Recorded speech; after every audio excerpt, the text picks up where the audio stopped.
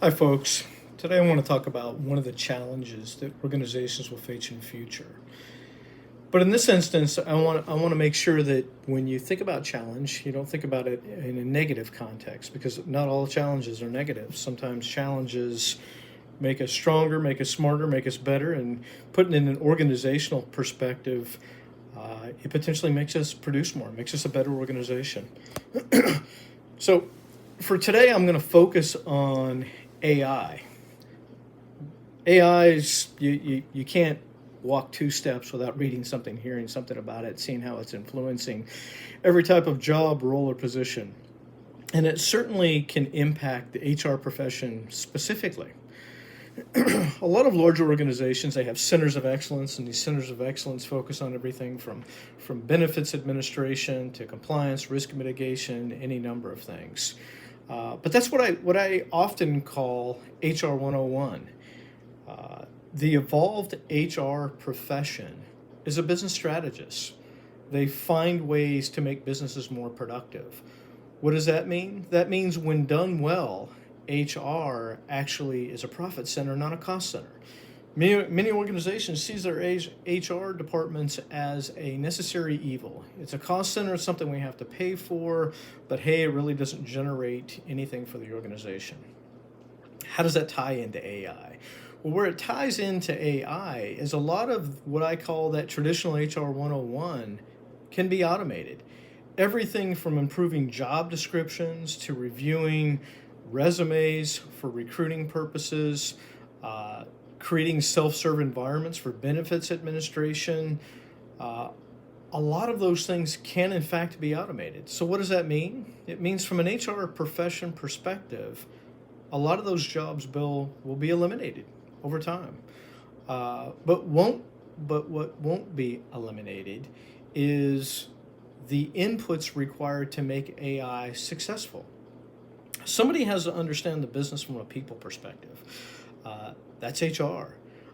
So HR is going to be at the front lines of creating the inputs to make AI automate and drive different traditional HR activities.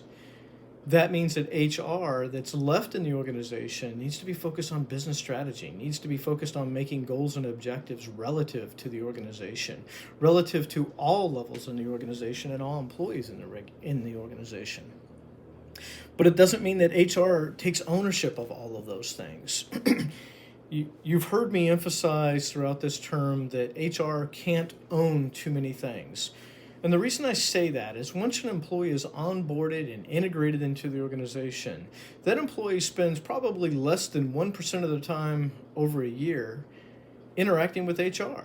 They spend 99% of their time interacting with their peers, frontline leaders, etc. So it's HR's ability to create programs and implement them through the organization, through frontline leadership, that makes them impactful.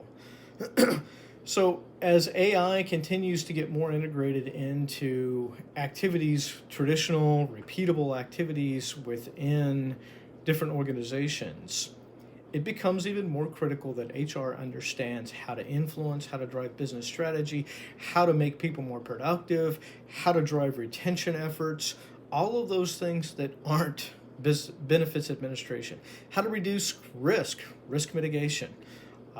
That often happens now. AI can be utilized today to look through disciplinary actions, if a platform is set up correctly, to make sure there's ongoing fairness and equity in disciplinary actions. What that means is if you punished Bob to a certain level for showing up late every day, that there should be an easy way to determine what that punishment was so that when Susie commits the same violation, that you don't dole out a different type of punishment, that it's fair and equitable.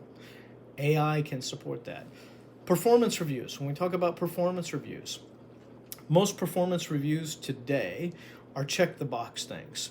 Or we often tell employees what they did wrong, but we don't tell them how to do it right. AI is a great tool on enhancing the performance review process, but it still requires the right input, which means HR needs to be able to coach leaders on what those inputs are and how to collect them over time to make sure that they get put into AI tools to create good performance reviews. So, lots of things to focus on, lots of challenges for organizations. I mentioned some of them in announcements earlier this week. But for this, I wanted to talk about AI and talk about how it's going to evolve the HR profession specifically. So, as always, any questions, concerns, thoughts, feel free to reach out at any time.